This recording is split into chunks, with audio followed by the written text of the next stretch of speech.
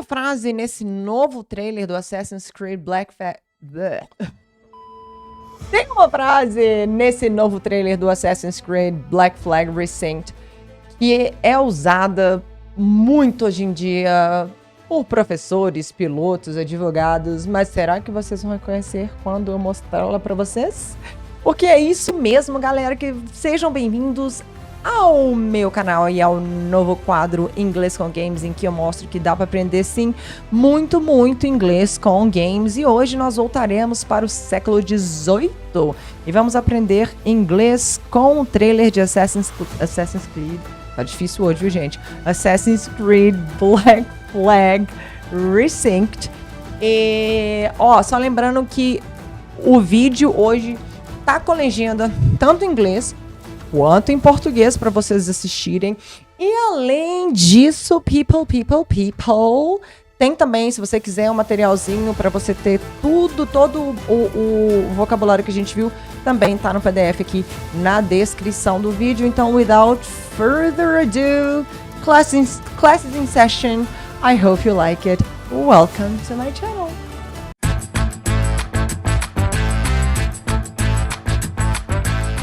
Now, before we get into the trailer, I think it's very important to give a little bit of context about where in time the game takes place. And it is in 1715, I think, and is in the Caribbean, both pronunciations are correct. And this is the golden age of piracy, you know.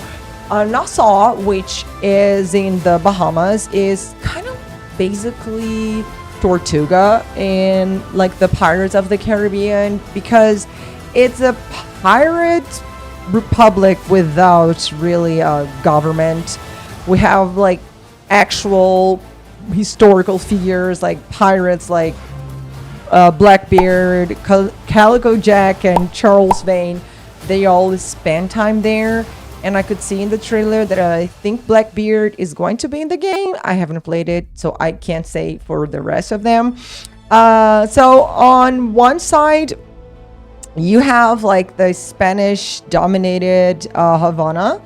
And on the other side, you have Kingston, which is dominated by the Brits. And that's pretty much places, apparently, where you will navigate in this game as an assassin. And the funny thing is that the English you hear in the trailer is kind of like not in its entirety, but a little bit of like an 18th century English. And because we have this mix of cultures and people, we have a mix of Englishes as well. And Ubisoft, if there's something they can do, is world building. They're amazing at building worlds and keeping like historically accurate. I know they aren't, like, as time went on, they really let go of that. But so this is like where the game takes place. So now that you know where we are in time, let's go and let's see the lines in the trailer, and let's learn some words, some vocabulary. We fly no colors out here, but praise the lack of them. So let the black flag signal nothing but your allegiance to man's natural freedoms. We fly no colors out here. Do you know, like, when we watch old movies and you see these big ships, and you have there in their mast, you have the big flag with their of their country.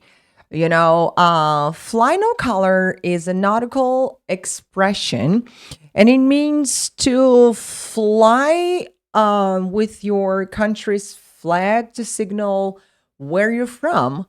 But pirates are kind of like free people, right? They belong to no one. So they wouldn't really fly any flags. And that was actually a tactical, I think it was like an ambush tactic. Because if they were like flying their pirate flag and a merchant a ship would see them, they would try to escape, right? So they wouldn't fly any flags. They would be just like, okay, here I am, like sailing in the ocean.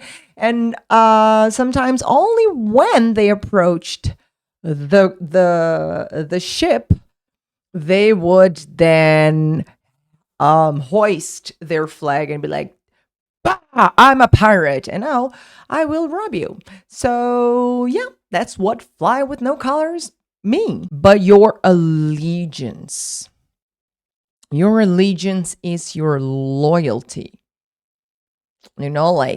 So it's like, it's usually, you see it more commonly used in like formal contexts, like oaths. It's very common. Kids in the United States, every morning before class, they pledge their allegiance to the American flag. I mean, I kind of find it a little bit stupid, but okay. But your allegiance is your loyalty. And then finally, man's natural freedoms. Like I've said previously, the game is in the 18th century, and this sentence kind of like, there's a philosophical meaning to it because they're referencing like John Locke and the Enlightenment and the idea that freedom is a human's right. Like humans have a right to freedom. And pirates actually use, like the pirates of Nassau, they actually use this to justify themselves.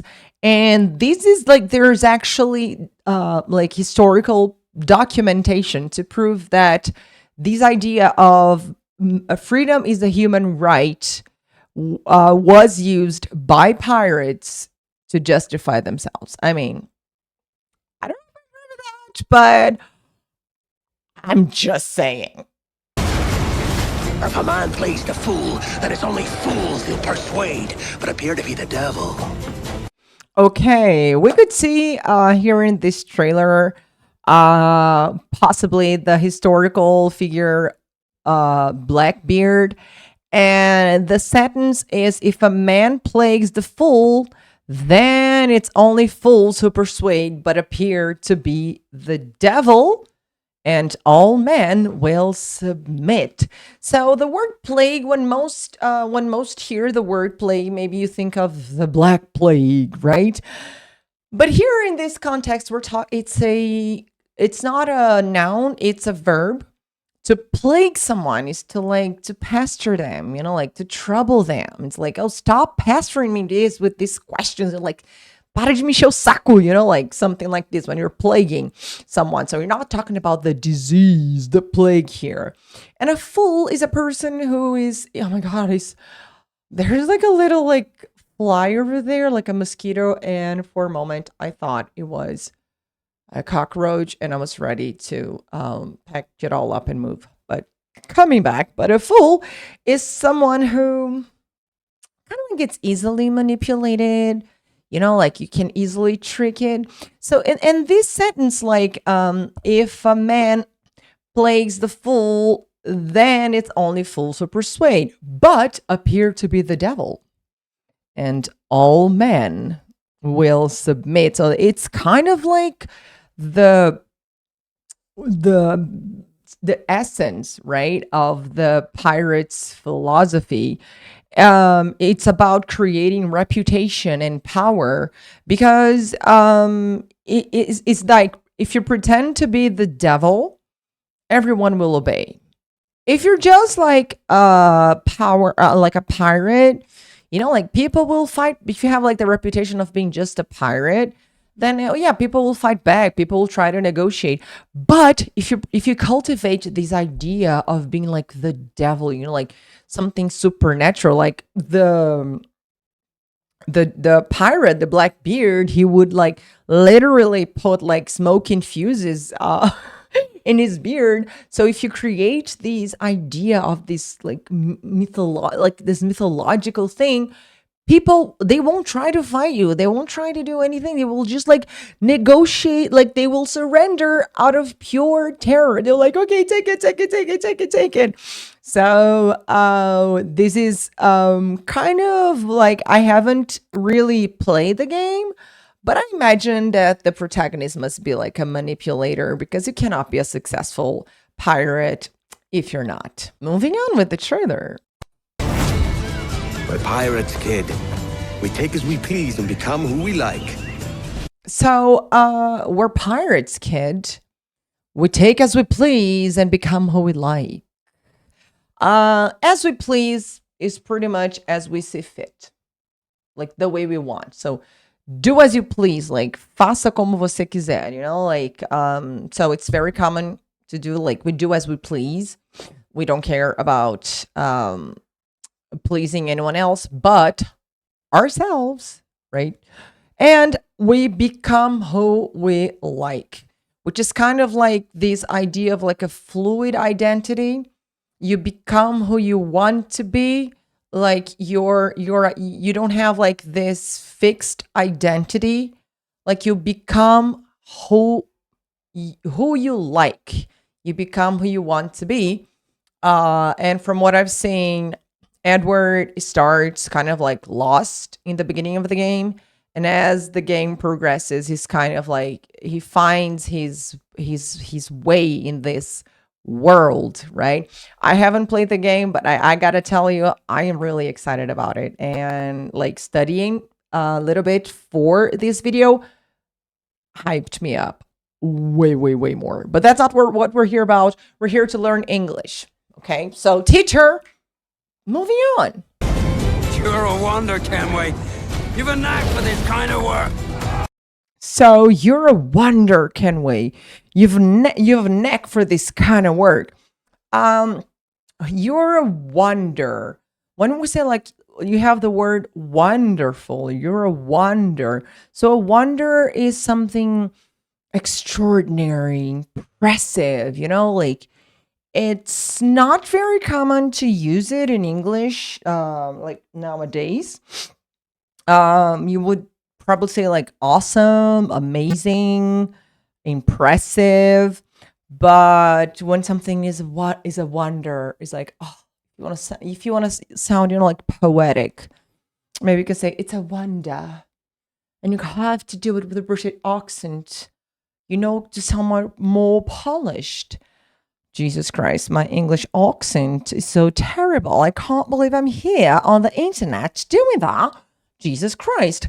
But coming back, so nowadays it's more common to see wonder being used as a verb, like when you want to ask a question, like when you were like, what I wonder, you know, like I wonder if it's going to rain today. Like I wonder if Cruzeiro is going to beat Boca Juniors tonight, which I really hope it does.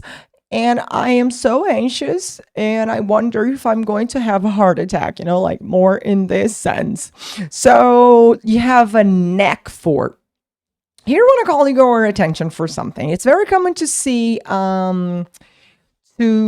something like words that have KN, and the K is going to be silent. So for example, the word no, I don't know.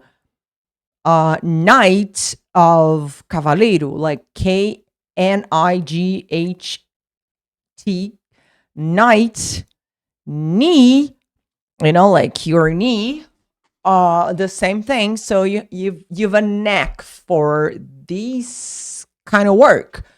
So knack, not knack, okay? And since we're here, kind of work, not kind of work. You have a knack for this kind of work. It means that the person have a natural talent for it. You know, like it's instinctive for him. You have a knack for this kind of work. So you say like you have a knack for like languages. You have a knack for sports. It means that you are naturally talented. Tell me what you have a knack for. It ain't work if you love it.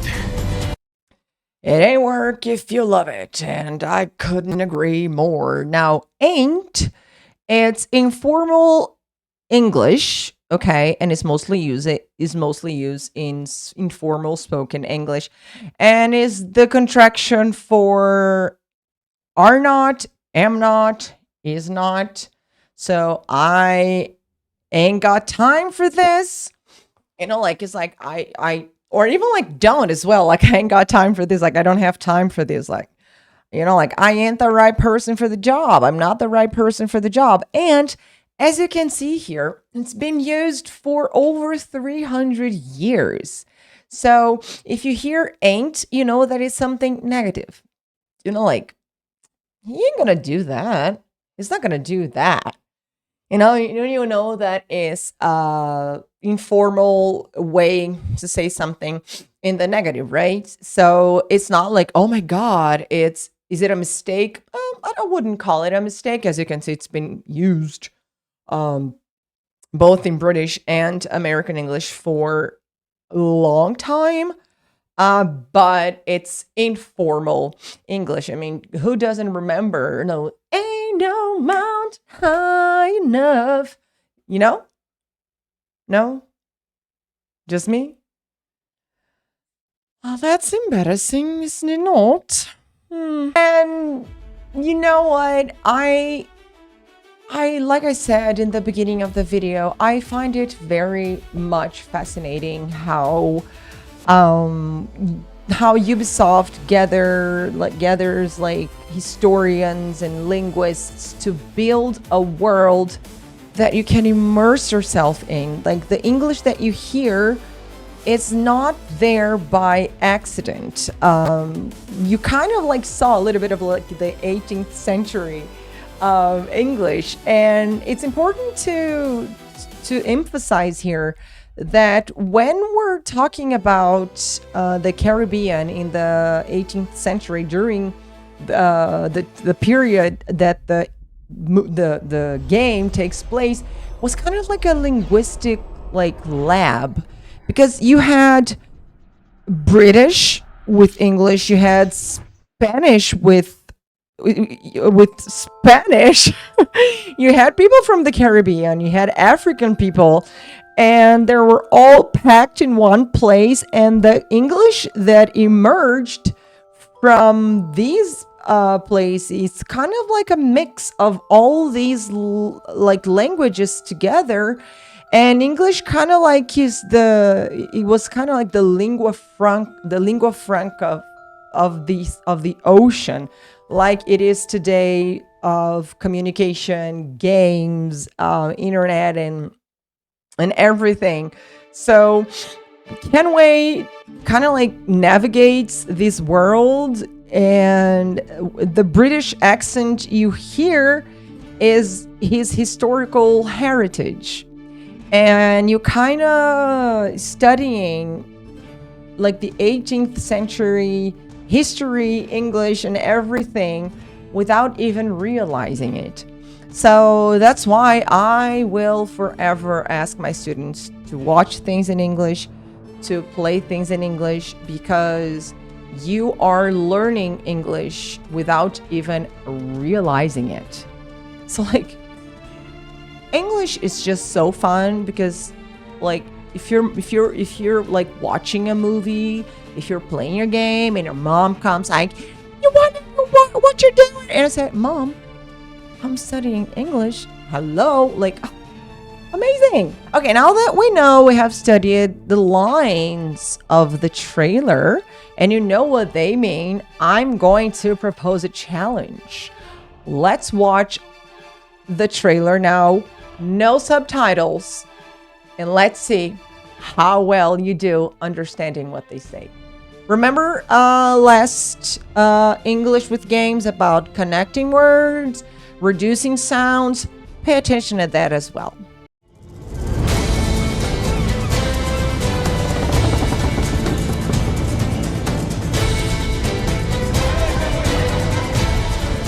We fly no colors out here, but praise the lack of them.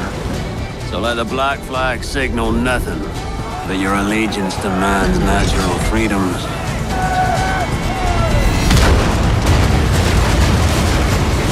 Or if a man plays the fool, then it's only fools he'll persuade, but appear to be the devil. And all men will submit. We're pirates, kid. We take as we please and become who we like. But that look ain't you. It's not who you are. Who am I then? You're a wonder, Kenway. You've a knack for this kind of work. It ain't work if you love it.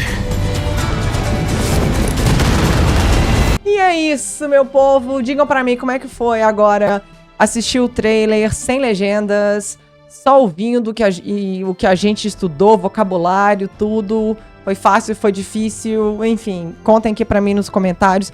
Agora, lembra que no início eu disse que tinha uma frase que no trailer que é usada hoje em dia por advogados, professores e pilotos e blá blá blá. Vocês conseguiram reconhecer essa frase?